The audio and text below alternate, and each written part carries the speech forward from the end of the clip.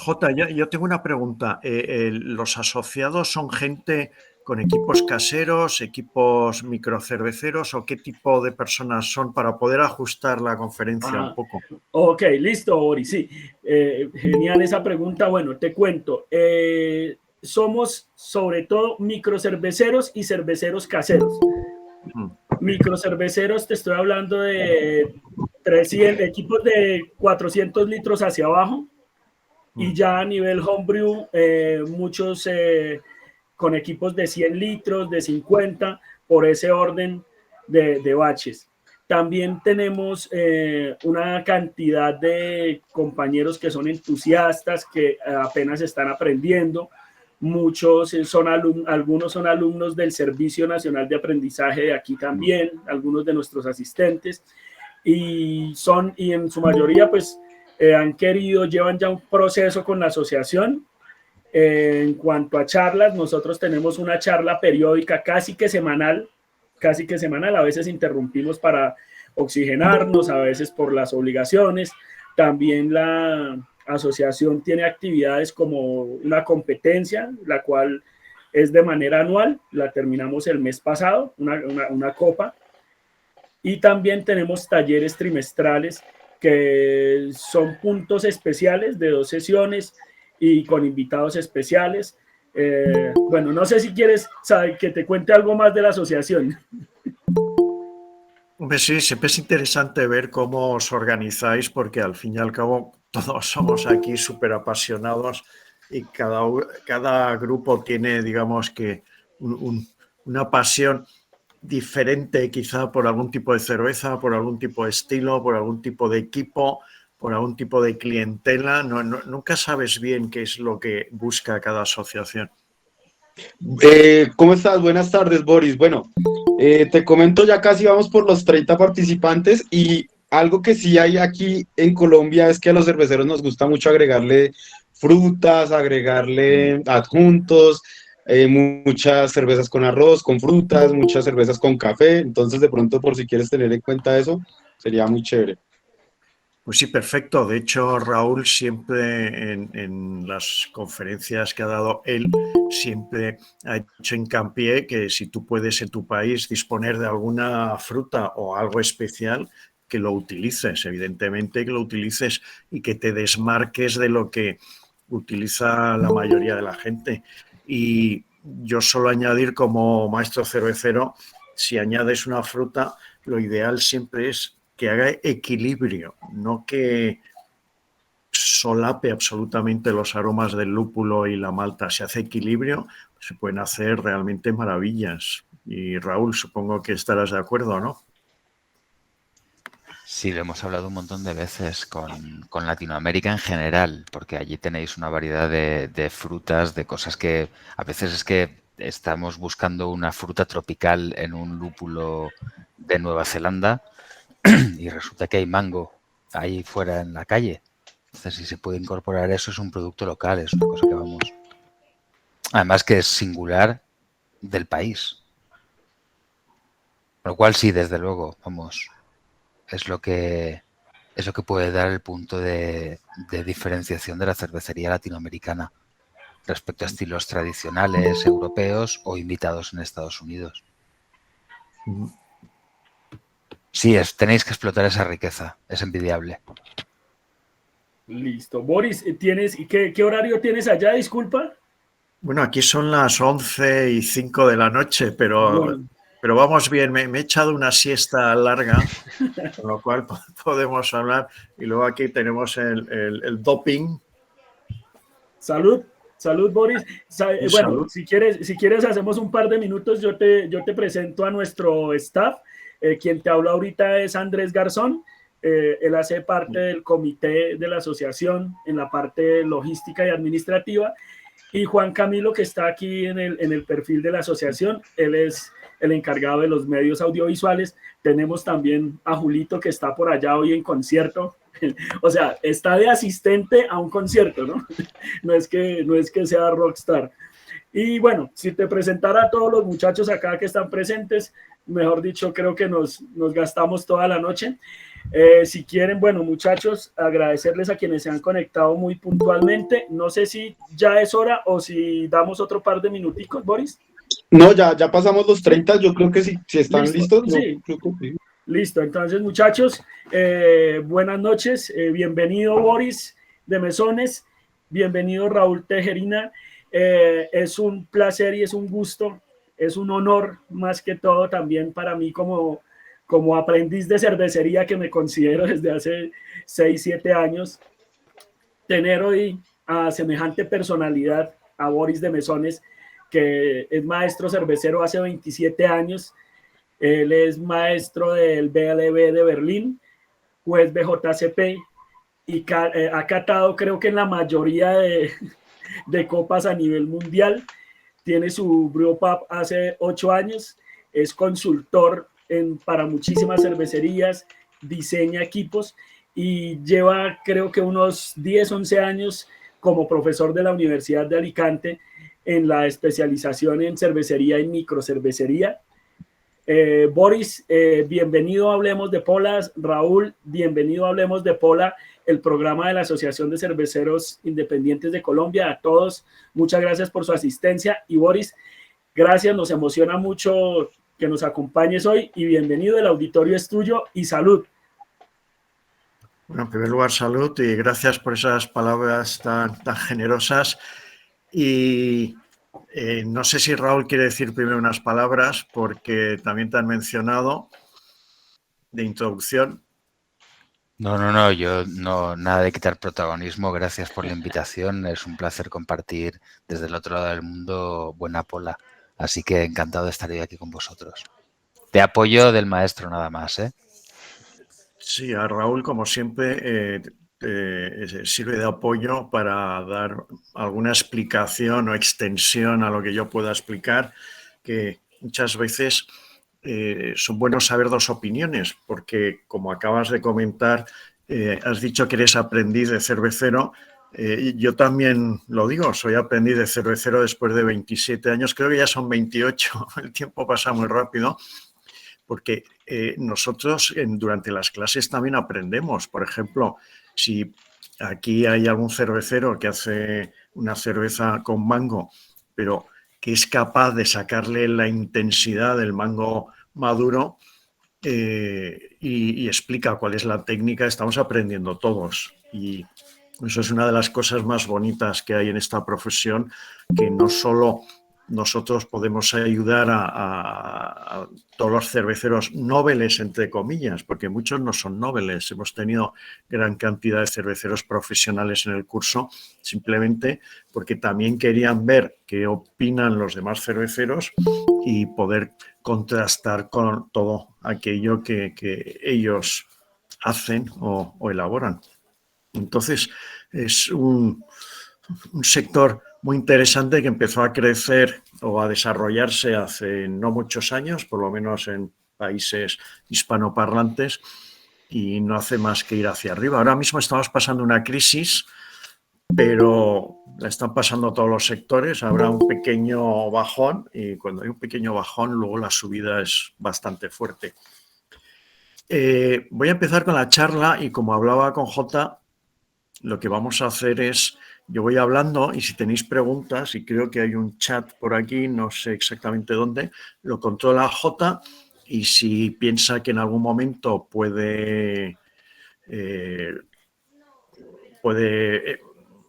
leer una de las preguntas porque se adapta perfectamente a lo que yo esté hablando en ese momento, entonces no tengo absolutamente ningún problema en que me interrumpan. Hombre, luego hay que decirme por dónde iba el hilo porque a veces me pierdo, pero si tenéis preguntas, de verdad escribirlas y vamos hablando, porque el tema de hoy es sobre equipos cerveceros y entonces equipos cerveceros hay muchísimos. Por lo que me ha comentado Jota, vosotros tenéis equipos pequeños porque siempre empiezas con equipos pequeños, pero yo cuando construí mi primer equipo de 50 litros, yo cogía, como hemos hecho todos, los barriles de 50 litros, los cortaba por arriba y con eso me construí mi primera fábrica de cervezas. Pero lo hice en base a una fábrica de cervezas con la que estuve de aprendiz en Alemania. La marca era, como todos conocéis, una Kaspar Schulz. Y cuando me hice mi primer equipo pensé, lo voy a hacer igual que los alemanes. Evidentemente la tecnología no es la misma, pero por lo menos el funcionamiento, la base de tener un macerador en un lado con un agitador, un tanque lauter, luego un hervidor, todo por separado, ollas separadas. Y a partir de ahí, con ese, pienso yo, buen comienzo, empecé a construir equipos más grandes. Me fui a Corea, allí el siguiente equipo fue de 200 litros y el siguiente ya fue de 1000 litros. Y a partir de ahí empiezas a aprender que hay una dinámica en el sector, tanto comercial como a nivel de facilidad de trabajo. Como maestro cervecero siempre tratas de facilitar tu trabajo al máximo y evidentemente de tener la mayor eficiencia. Entonces te vas adaptando un poco al mercado y llegas a la conclusión que al final lo mejor es siempre empezar con equipos algo más grandes. ¿Por qué algo más grandes? Como bien sabéis, hacer 50 litros pues tardas unas 8 horas, de 8 a 10, según el estilo que elabores. Siempre me gusta comentar que si en vez de en 8 horas has elaborado la cerveza en 5, es que algo ha fallado. Porque es que hay gente que dice, oye, que yo hago cerveza en 5 horas. Digo, si lo haces en 5 horas, algo has hecho mal, algo no funciona. Si lo haces bien, son 8 horas. Entonces, si tienes un equipo más grande, en esas 8 horas, en vez de 200 litros, pues haces 1000 litros, o 2000, o 5000, o 7000. Entonces, es conveniente tener siempre un equipo lo más grande posible. Y luego hay mucha gente que me dice, muchos alumnos del curso de cerveceros de Alicante me dicen, dice, bueno, Boris, si yo monto un equipo de 500 litros, me cuesta, por ejemplo, 10. Si lo monto de 1000, que es el doble, me cuesta no 20, pero sí 18. Esto no es correcto, no es correcto. Y lo digo porque yo también construyo equipos para algunos clientes y como fabricante yo os confieso y os puedo decir, a mí construir un equipo de 1000 litros, si me cuesta 10, el de 2000 litros, que es el doble, me cuesta 12. O sea, no me cuesta mucho más. Entonces, si tú eres un cervecero que quiere construir una fábrica y vas a alguien a que te lo fabrique, si sabes y eres consciente de que un equipo más grande cuesta solo un poquito más, entonces puedes regatear con el fabricante y puedes decir, oye, que no te voy a pagar el doble porque la capacidad sea el doble, te voy a pagar un poquito más porque me estás vendiendo más chapa, quizá un motor un poquito más grande y nada más. Y la dificultad de transportar o mover los tanques, porque cuando los estás soldando, evidentemente hay que girarlos, voltearlos, y eso pues cuesta un poquito más de trabajo, pero no mucho más. Y la última fábrica que hemos montado, fijaros que os he comentado que empecé por uno de 50 litros, 200 litros, 1000, 2500, 5000, 7000 y la última fábrica ha sido de 2 líneas de cocción de 7000 litros cada una, paralelas, con lo cual funcionan casi a la vez, o sea, se solapan entre ellas. O sea, empiezas con un macerador de una línea y el siguiente macerador una hora después y entonces vas simultaneando. Y entonces elaboramos, salen unos 14.000 litros cada 2 horas y media por ahí. Y ahí es cuando te das cuenta que Voy para allá que estoy en reunión. el equipo de 50 litros copiado del Kaspar Schulz al final es lo mismo que el de 7.000 litros. La única diferencia es que introduces más sensores, algo de tecnología, pero en el fondo es lo mismo. Entonces conviene, cuando montas tu fábrica, evidentemente muchos montamos la fábrica tipo comercial. Si es comercial, se supone que vas a hacer dinero. Y si vas a hacer dinero, lo tienes que hacer bien. Y si lo tienes que hacer bien, pues tienes que adaptarte a tu entorno y adaptarte a tratar de hacer todo lo mejor posible. Y todo lo mejor posible es, aunque el equipo sea pequeño, empezar a hacerlo siguiendo unas pautas determinadas. Y esto ahora mismo lo voy a explicar un poco con mis diapositivas. Por cierto, las diapositivas, veréis que hay dibujos, están hechos a mano, son un teléfono y son bastante... no son muy claros. Y esto lo hago adrede. Durante el curso de cerveceros también presento en la asignatura de diseño de equipos, presento diseños, pero hay mucha gente, ¿no? Hay gente que me dice, oye, pero ¿por qué no pones los diseños sobre el papel de los que entregas luego al fabricante? Y hombre, no lo hago por una simple razón. Si yo publico eso, pues hay gente que los coge, el diseño, se lo lleva directamente al fabricante y dice, hazme esto. Pero ¿qué ocurre? Que eso no es, si el fabricante no sabe lo que está haciendo, el plano no es suficiente a no ser que esté 100% definido. Y nadie te va a dar un plano 100% definido. Lo que hacen es decirte cómo es el plano y cómo funciona. Perdón, el plano te dice cómo es el equipo, cómo funciona, pero no te va a dar nunca los detalles al detalle más pequeño. Entonces, esto simplemente así como aclaración. Y ahora, bueno, voy a compartir la pantalla. Jota, no sé si hay alguna pregunta ya, porque es probable. Boris, por este lado, digamos, yo pienso como para añadir un poquito a lo que estás comentando, pienso que hay muchos de estos errores que yo personalmente he visto en donde cerveceros cogen planos o diseños tomados de internet y los intentan interpretar tal vez a nivel casero o los intentan de pronto replicar sin conocer exactamente el porqué de cada cosa, si digamos por qué viene de pronto diseñada ese tren de esta manera, que viene primero un tanque, luego el otro y luego el otro, o por qué las líneas vienen con esta lógica, ¿sí? Y al replicar, digamos, ese tipo de diseños es donde pues cometen las equivocaciones más grandes porque no es lo que, si me funciona a mí, sea una ley que le funcione también al otro cervecero. Creo que los equipos deben trabajar en función de lo que cada uno de nosotros necesitemos específicamente. Sí. Oye, perdona, cuando has empezado con la pregunta, al principio, la primera frase que has comentado, ¿cuál era? De cuando toman equipos de pronto de internet o cuando toman Ok, diseños basados, digamos, ok. en otros equipos. Sí, ok, correcto. Es que me había perdido el hilo. Cuando tú bajas algo de Internet, esto le ocurre mucho a los fabricantes de los países orientales. Se meten en Internet, se bajan planos y entonces cuando tú construyes un equipo, o sea, si eres el que corta la chapa y las doblas, las pliegas y las sueldas, hay maneras de plegar y de soldar mucho más, digamos, sencillas o rápidas.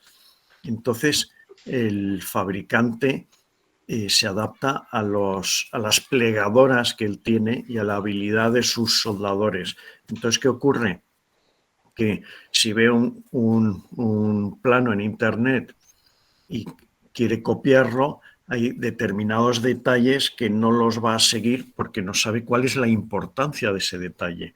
Entonces, por ejemplo, el pliega, la chapa. Esto es un detalle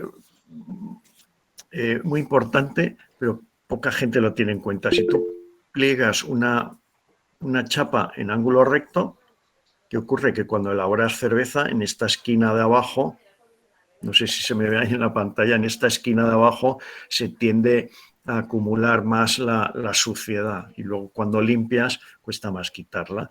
Entonces, esa chapa plegada aquí lo que tiene que tener es una pequeña curva, o sea, tan sencillo como eso. Si tienes la pequeña curva, entonces ahí es más difícil que se adhiera algo y si se adhiere algo, a la hora de limpiar se limpia muy fácil. Entonces, si coges un plano o lo copias, haces un equipo que puede ser muy bonito, puede tener un acero inoxidable que brilla mucho. De hecho, los aceros inoxidables de baja calidad brillan mejor que los de alta calidad. Es algo sorprendente, pero es así. Entonces, por eso los aceros inoxidables de las cocinas que tenemos todos, de los fregaderos de las cocinas, son muy bonitos, muy brillantes, pero no es el acero inoxidable que se debería usar para una fábrica de cervezas, pero se usa en algunas fábricas, sobre todo de Oriente. Entonces, cuando el precio es más barato, suele ser debido a que utilizan aceros inoxidables más baratos, ya que no tienen un especialista en diseño de equipos que va a hacer que ese equipo realmente funcione. No que sea una simple copia, sino que funcione. Yo cuando diseñé el primer equipo, evidentemente no funcionaba nada. Entonces, es lo que yo siempre llamo la depresión de la puesta en marcha del primer equipo. Pues lo diseñas sobre el papel, todo está muy bien, incluso con experiencia está muy bien. Luego lo pones a funcionar y te das cuenta que hay pequeños detalles que están mal. Entonces los corriges, lo instrumentas todo y empieza a funcionarte. Pero si ese equipo lo ha fabricado alguien de un país que copia el diseño, que no sabe por qué funcionan las cosas, pues es muy probable que luego los problemas sean más graves, sobre todo si el fabricante está lejano y no va a ir a tu casa a arreglártelo como haría un fabricante local. Un pequeño ejemplo que yo siempre pongo, cuando yo tenía mi fábrica en Corea, se permitieron los negocios de montar fábricas pequeñas y de repente fue durante el Mundial de Fútbol del año 2002, que fue Corea y Japón. Entonces permitieron montar pequeñas fábricas y se montaron como 200 fábricas, brewpubs, con equipos bastante avanzados, o sea, alemanes en su mayoría, y de estas 280 fábricas eran de un país vecino, oriental también, de China. Luego, cuando las fábricas empezaron a quebrar, curiosamente, las primeras que quebraron fueron las de origen chino, y fue por un detalle muy curioso en este caso. Hablo de los años del año 2005-2006. Fue porque el diseño que habían utilizado, cuando tú hacías la limpieza, no limpiaba bien todos los recodos del equipo. Tenían diferentes tuberías para marcar los volúmenes de llenado de los tanques, y todo eso no lo limpiaba bien el sistema de limpieza, con lo cual se colaron los lactobacilos, se multiplicaron y entonces empezaron a salir cervezas ácidas, y todas las cervezas elaboradas por esos brewpubs pues eran famosas por tener un aroma especial de la casa, que era el aroma que te aportan los lactobacilos y la acidez que te aportan los lactobacilos, y que evidentemente no solo quebraron, sino cuando quiebras, muchas veces para pagar tus deudas lo que quieres es vender los equipos y sacar un dinero. Esos equipos no valían absolutamente nada, todos acabaron en la chatarrería. En fin, empecemos con... Yo he abierto la pantalla. Jota, se ve la pantalla en un lado y... Perfecto, sí. se ve perfecto, Boris. Vale, lo que no sé es cómo pasar a la siguiente hoja de la pantalla. A ver, Creería que con la flecha de tu teclado hacia abajo. ¿No? Si lo he intentado, pero no lo hace. No, a ver si hago el cambio. ¿Ahora ha cambiado? Sí. Listo, sí, señor, ya cambió. Vale, bueno, como Jota has hecho la presentación, pues me la voy a saltar porque no hay mucho más que decir. Ah, sí, quería comentar, yo no soy juez BJCP. Yo soy juez de la Copa del Mundo, del Europeo y de un montón de ellos, pero no soy BJCP. BJCP es un tipo de licencia, digamos, para jueces de los Estados Unidos que empezaron haciéndolo para los cerveceros caseros y luego se han ido especializando, pero yo como empecé algo antes, pues no soy BJCP. Y añadir, yo tengo un blog con manuales gratis de cómo montar la fábrica de cervezas. O sea, no solo esta conferencia, si luego alguien quiere buscar, creo que hay como 30 capítulos o algo así, de cómo montar una fábrica de cervezas, está en internet, en un blog que se llama Maestros Cerveceros Hispanoparlantes, que supongo que muchos de ellos también os habéis visto ya. Pero a ver, voy a...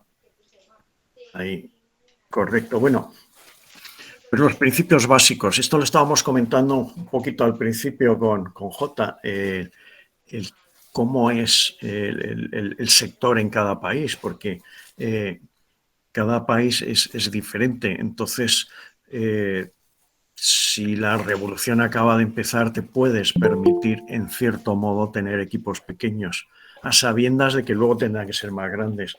Pero si la revolución ya ha empezado en tu país, vas a tener que empezar con equipos grandes. ¿Y por qué?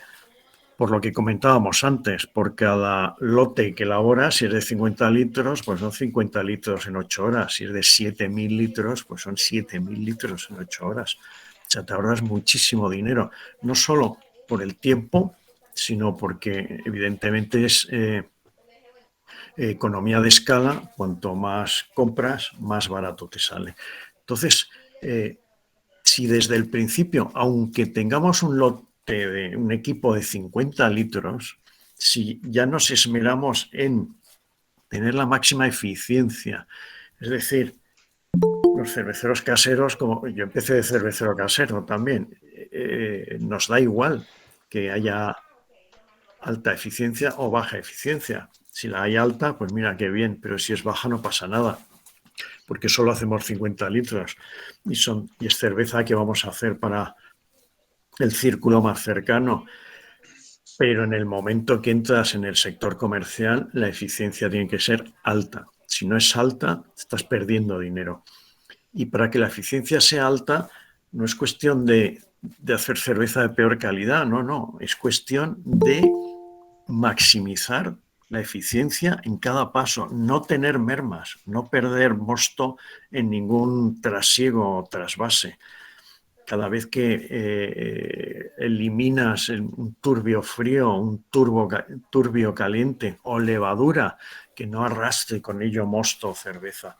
Entonces, eso hay que tenerlo en cuenta desde el primer día, y hay que tenerlo en cuenta con los equipos con el diseño de los equipos pequeños o de los equipos grandes. Hay que diseñarlos para que la pérdida sea mínima. Y con esto voy a poner un ejemplo. Fui a visitar una fábrica en España, en Extremadura, que habían comprado unos equipos de 2.000 litros por lote. Y puedo decir la procedencia sin avergonzarme en absoluto, de procedencia italiana. Y estuve elaborando con ellos. Siempre que voy a hacer algo de consultoría, quiero ver cómo se elabora, quiero ver cómo trabaja el maestro cervecero, cómo limpia y cómo elabora. Porque a veces no es problema de los equipos ni de los protocolos de elaboración, sino de la calidad de las materias primas o del maestro cervecero que no sigue esos protocolos e improvisa demasiado. A veces es bueno improvisar, a veces no. Entonces, estos equipos, una vez que hacías la cocción, haces la centrifugación para eliminar el turbio caliente, para separar el turbio caliente y luego eliminarlo. Resulta que tenía unas mermas de 200 litros simplemente en la centrifugadora. Entonces dices, bueno, pero ¿cómo puede ser esto? Si elaboras 2.000 y pierdes 200, ya has perdido un 10% en la centrifugación. Y era porque estaba mal diseñado. Entonces les pregunté, oye, ¿y cuando vinieron aquí los ingenieros italianos y elaboraron la cerveza y visteis que quedaban ahí 200 litros perdidos, no os quejasteis? Y me dijeron, sí, lo dijimos. Y nos respondieron, no os preocupéis que esto funciona así.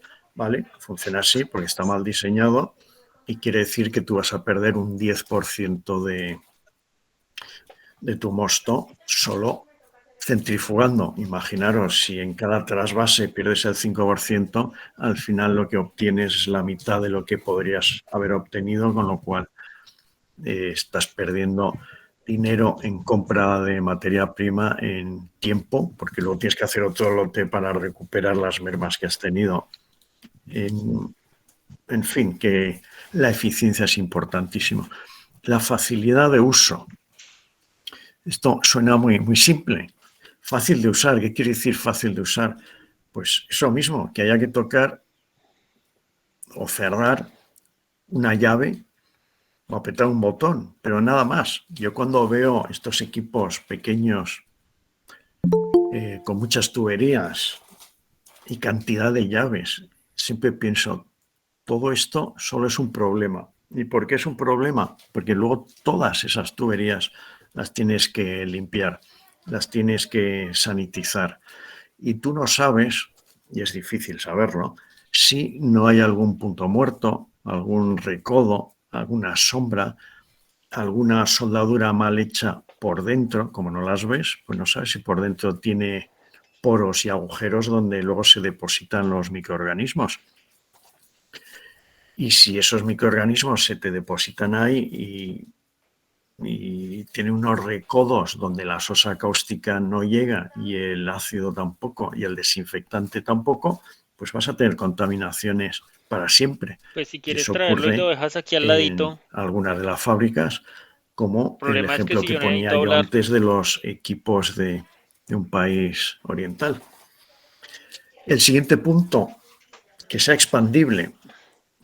Si montamos un negocio de cervecería, se supone que si hacemos todo bien, el negocio va a ir bien. Todas las fábricas que han organizado bien su proyecto de negocio y han salido adelante, siempre han crecido. Y cuando creces, inicialmente vas añadiendo fermentadores y a continuación tendrás que tener una sala de cocción más grande. Si desde el principio diseñamos los equipos de manera que puedas añadir más ollas, otro macerador, otro hervidor o como sea, porque hay diferentes planteamientos, el día que tengas que expandir, simplemente compras una nueva olla y la instalas, en vez de tener que coger tu equipo de 500 litros, tirarlo entero porque es monobloc y comprar otro equipo monobloc de 1000 litros o 1000 y pico. Eso no solo es un problema por el tema de que estás quitando un equipo que funciona para añadir otro, sino tienes un problema de que el primer equipo lo más probable es no lo has pagado todavía, porque has adquirido algún préstamo y tienes que pagar este préstamo. Y el segundo equipo lo tendrás que pagar, con lo cual te estás metiendo en dos créditos. Si hubieras pagado ya el primero, que suele ser a los 5 años, o quizá más, si el crédito es de más, estaría bien, pero cuando una fábrica crece, es muy fácil que a los 8 meses de haber empezado ya tengas que poner más tanques. Un ejemplo es una fábrica en Madrid que se llama La Cibeles. Recuerdo que el dueño de la fábrica vino a Corea a estar conmigo y ver cómo funcionaban mis equipos y aprender cómo yo lo hacía.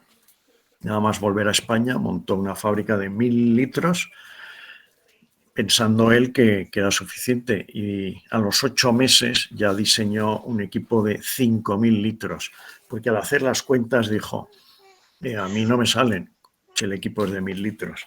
Si tienes venta directa donde el margen de beneficio es mayor, pues el equipo de 1000 litros puede ser factible, pero si vas a embotellar, el margen de beneficio es muy pequeñito. Entonces, al hacer las cuentas, solo le salían los números positivos si elaboraba 5000 litros por lote y embotellaba esos 5000 litros, lo cual quiere decir que necesitas una embotelladora capaz de embotellar un número de botellas determinado. Son pequeños detalles que hay que tenerlos en cuenta. Si no los tienes en cuenta desde el principio, pues vas a ir siempre rezagado, vas a ir siempre tratando de arreglar tu equipo para adaptarte a esa nueva venta. Y entonces, Raúl y yo hemos visitado en todas las clases que hemos dado prácticas por Sudamérica y por España. Hemos visitado muchas fábricas, países, y te das cuenta que aquellas fábricas que tienen más éxito son las que se adelantan a las demás. Y se adelantan en dos temas muy sencillos. Uno, calidad de la cerveza. Se esfuerzan y se esmeran por tener una calidad estable desde el principio. Y la segunda, tienen equipos más grandes. Y al tener equipos más grandes, sus costes son menores, pueden vender algo más barato, una cerveza mejor. Entonces, ¿qué ocurre? Pues acaparan el mercado. Y cuando acaparan el mercado, se hacen famosos, los periódicos escriben sobre ellos y tienen esa ventaja ya desde el principio que las demás no la tienen. Y si las demás quieren tenerla, normalmente llegan un poquito tarde y les va a costar más esfuerzo conseguir lo mismo. Boris, tenemos dos participantes que quieren hacerte un par de preguntas, entonces aprovechemos antes de que pasemos a la siguiente diapositiva. Siga don Arnulfo y se alista Cristian. ¿Don Arnulfo está por ahí? ¿Se desconectó entonces? Aló. Siga, don Arnulfo. Muy buenas tardes, don Boris. Buenas tardes. Mi pregunta, son dos preguntas prácticamente. Los sistemas que utilizan allá son sistemas continuos, es decir, sistemas de cocción de 5 etapas. Cuando hablo de 5 etapas, olla de crudos, olla de mezclas, lauter, olla de cocción, Whirlpool y olla de agua caliente. Y la otra pregunta es, allá de qué tamaño determinan, pues, con base en mis conocimientos que tengo, que pues, uno tiene entendido que utiliza vapor a partir de 100 litros o 1 hectolitro. ¿Ustedes qué recomendación nos pueden dar para, porque pues, el vapor es más eficiente, ya que la mayoría de nosotros pues cocinamos unos con eléctricos, otros con gas, y pues algunos también tienen sistema de vapor? Pues para mí el vapor es más eficiente, pero ¿a partir de qué volumen se recomienda utilizar sistema de vapor? Muchas gracias. Muchas gracias por las preguntas. Yo no oía bien las preguntas, entonces he entendido el concepto. Quizás se me escape algún detalle. Cuando esta fábrica que hemos montado, la última de 2 líneas de 7.000 litros, cada línea tiene 5 ollas, pero no son exactamente las que has descrito. Cuando hablamos de ollas, los tanques de agua están separados. O sea, tenemos un tanque de agua caliente de 80 grados, un tanque de agua fría o helada, no está helada, pero se llama agua helada, está mezclada con glicol, que suele estar a menos 2 grados, pero no tiene por qué estar a menos 2, puede estar a 0, y entonces no le añades glicol. Y luego un tanque de agua de proceso. Entonces tienes 3 tanques de agua. Lo que son las ollas de cocción, la primera es de maceración, la segunda es el tanque Lauter o de filtración, la tercera es un tanque pulmón o buffer o colchón o tampón, tiene diferentes nombres, la cuarta es el hervidor y la quinta es el whirlpool o centrifugadora. Entonces hay mucha gente que me pregunta, ¿y para qué quieres el tanque pulmón en medio, en tercera posición? Y dices, bueno, es muy fácil, es cuestión de rapidez. Es decir, si tú haces un solo lote, pues va del macerador al filtro al hervidor. Pero si haces 2 lotes seguidos, va del macerador al filtro al hervidor, pero el siguiente lote, cuando lo estás filtrando, el hervidor está ocupado con el primer lote, no está libre, con lo cual no puedes meter el mosto que vas filtrando en el hervidor. Entonces necesitas un tanque pulmón y lo vas recolectando del tanque pulmón, el mosto que vas filtrando, hasta que el tanque de hervor, el hervidor, esté libre. Y cuando el hervidor esté libre, ya trasiegas el mosto del tanque pulmón al hervidor. Entonces tienes 5 ollas. Y la segunda pregunta, el uso del vapor. Bueno, el vapor es lo más efectivo que pueda haber por la... se me olvida siempre el concepto físico. La capacidad de aportación de calor del vapor es mucho más alta que el de una resistencia eléctrica. Entonces el vapor nos interesa mucho más. En España había fabricantes de equipos para empresas del yogur que empezaron a fabricar equipos para cerveza. Entonces, en vez de utilizar vapor, utilizaban aceite caliente. Y muchos cerveceros pensaron, bueno, esto es un avance, ¿no? No era un avance, era un retroceso. Cuando estás haciendo la maceración y estás subiendo por ejemplo, de 64 a 68 grados, y quieres hacerlo en 3 minutos, o en 4, o en 5, entonces quieres que esa temperatura sea progresiva y que llegue exactamente a los 65 grados que tú has elegido. ¿Pero qué ocurre?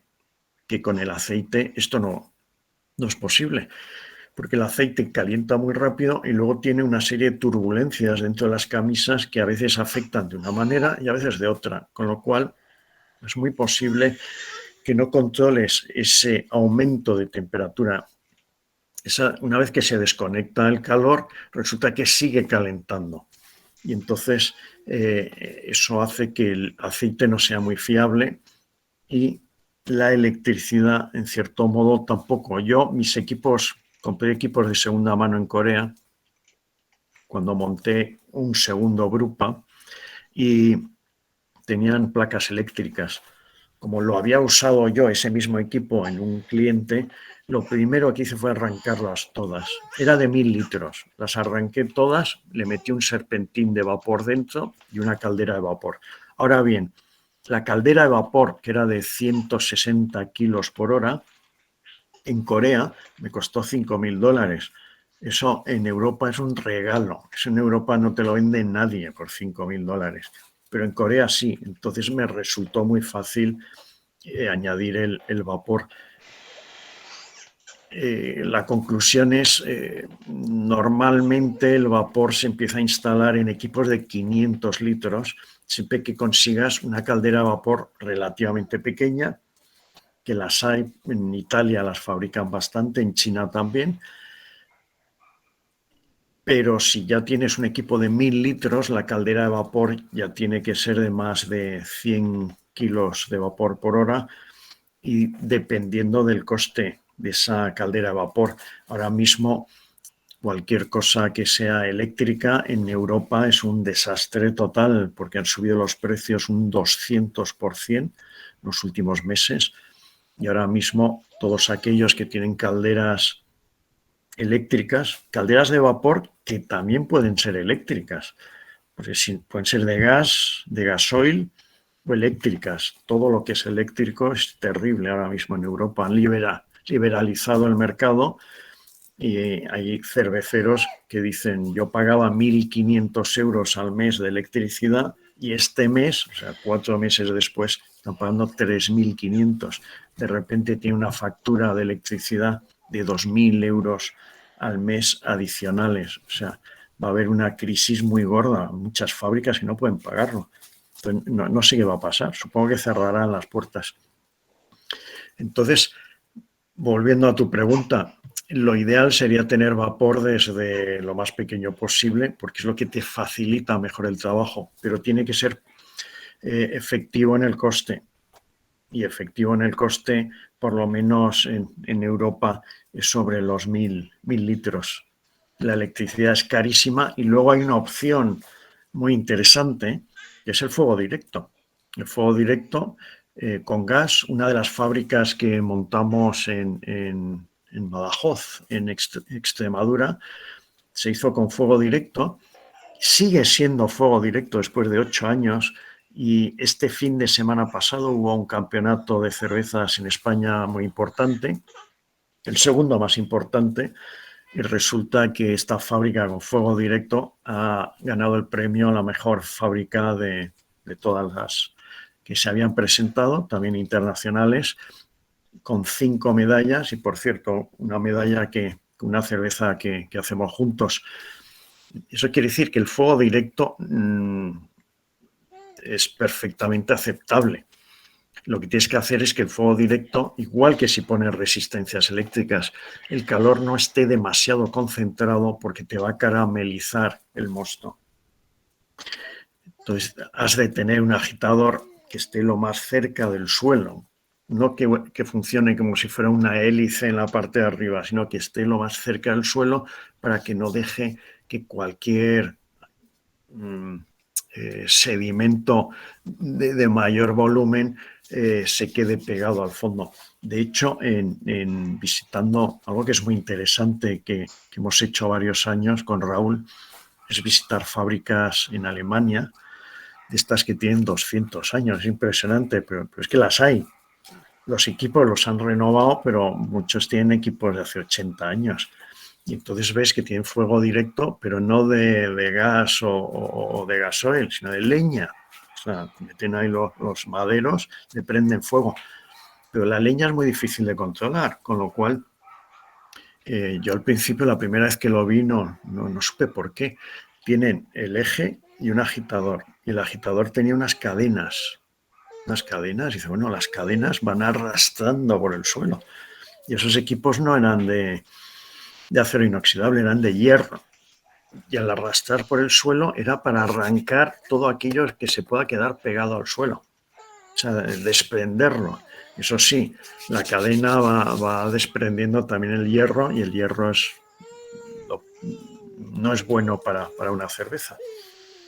Pero ahí aprendes luego, cuando vas a diseñar equipos, que la hélice de barco puesta como agitador en medio del tanque, pues sí, está muy bien, pero no es efectiva a no ser que esté girando rápidamente. Entonces, lo mejor, y desde entonces yo empecé a diseñar mis equipos con unos agitadores, primero de 3 niveles y uno de ellos lo más bajo posible para evitar que cualquier grano se me quede pegado al fondo.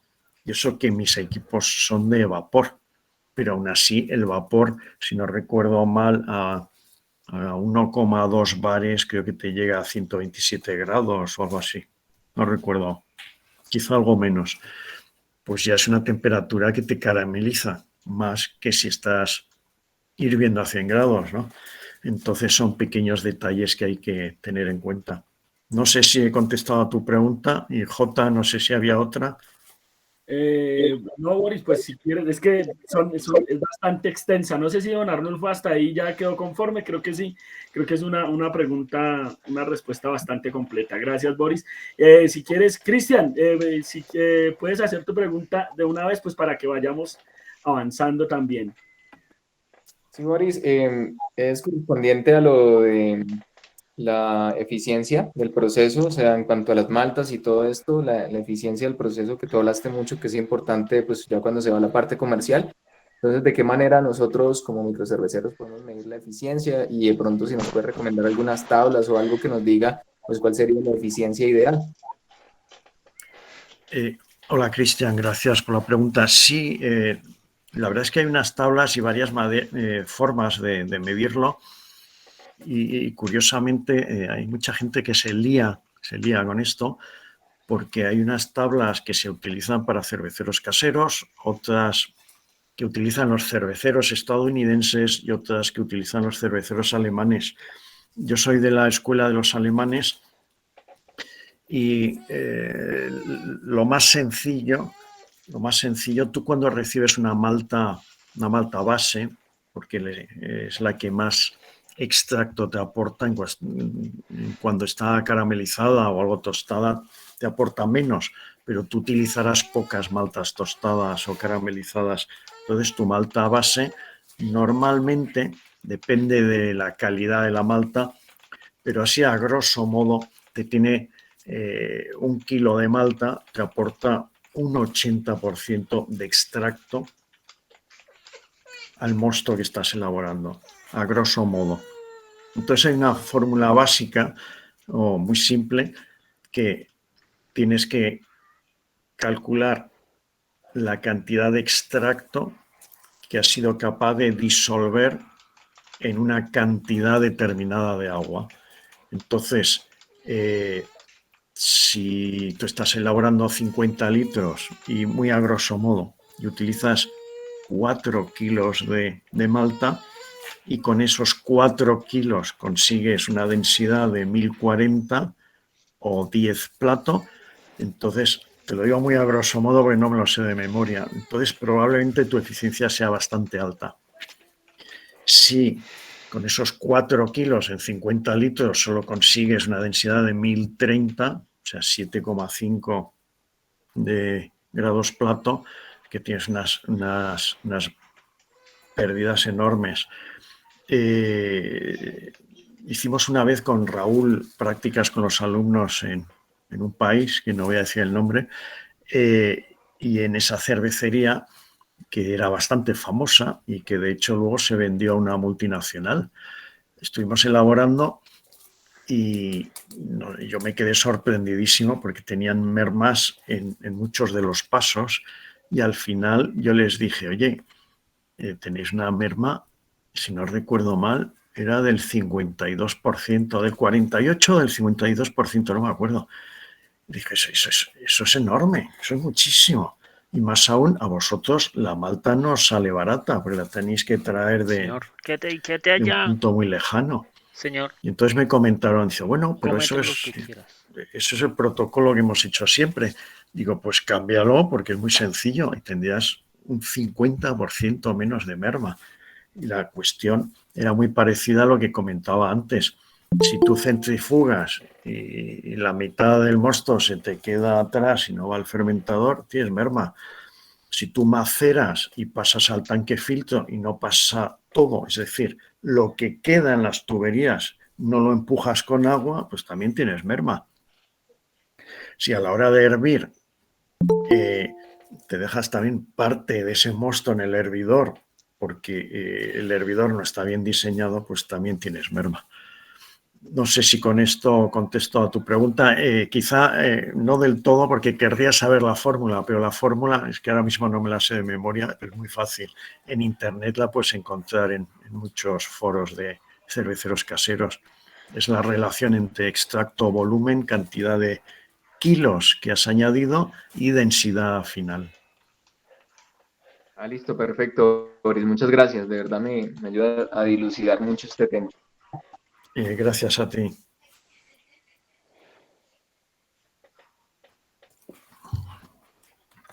Entonces, Jota, ¿seguimos con la presentación? Sí, perfecto, Boris. Oye, una pregunta, ¿cuánto tiempo tenemos? Porque yo no tengo ningún problema, pero quizá tenéis un límite, no lo sé. No, acá nosotros generalmente contamos con un espacio de 1:30, 2 horas, pero hemos tenido invitados tan apasionados como tú, que tú sabemos de tu pasión por los temas, que hemos durado 3 horas y media. Entonces, no tenemos ningún lío. Y con eso sí, obviamente nos interesa mucho conocer los datos básicos y todo lo que tienes preparado, pero no tenemos una limitante de tiempo. Sí, bueno, acabo de ver, podemos ir hasta las 10 de la noche, hora colombiana, eso son las 5 de la mañana, yo ya estaré muerto de sueño. No, yo voy a seguir y bueno, nos vamos adaptando. A ver, ahora voy. Vale. Esta siguiente diapositiva, más o menos, es un poco resumen de lo que he comentado antes. Sé que la mayoría de las fábricas en donde la revolución cervecera ha empezado en los últimos 5 años, digamos, pues tienen equipos pequeños. En España se montaron, si no recuerdo mal, unos 120 equipos de 250 y 500 litros. Yo creo que de esos 120 no queda ni uno. Bueno, perdón, sí, uno aquí en Sevilla. Bueno, ahora no estoy en Cádiz, perdón, no estoy en Sevilla, estoy en Cádiz, pero en Sevilla donde trabajo queda uno de 500 litros y entonces lo que hacen es 2 lotes seguidos siempre, hacen 1000 litros. Pero el hacer 2 lotes seguidos y ser un equipo donde maceras y filtras en el mismo tanque, pues ya tienen unas mermas por lote del 10%, simplemente por filtrar en el mismo sitio que maceras, porque el diseño de un equipo filtro y un equipo de maceración, que explicaré luego, son diferentes. Entonces, cuando lo haces a la vez, pues evidentemente no se adapta ni a uno ni a otro. Entonces ahí tienes tu merma. ¿Que son un poco más baratos? Pues sí, pero no sale rentable. Repito, si vas a montar el negocio de manera comercial, pues no sale rentable si empiezas mal desde el principio. Y el volumen que he puesto de 20 a 30 hectolitros es porque se supone que en este caso estás embotellando y embarrilando. Repito, como decía antes, si tú tienes venta directa, yo en Corea tenía venta directa y yo vendía el litro, y hablo del año 2010, cuando empecé con mi propia fábrica. Yo vendía el litro de cerveza a $9 americanos.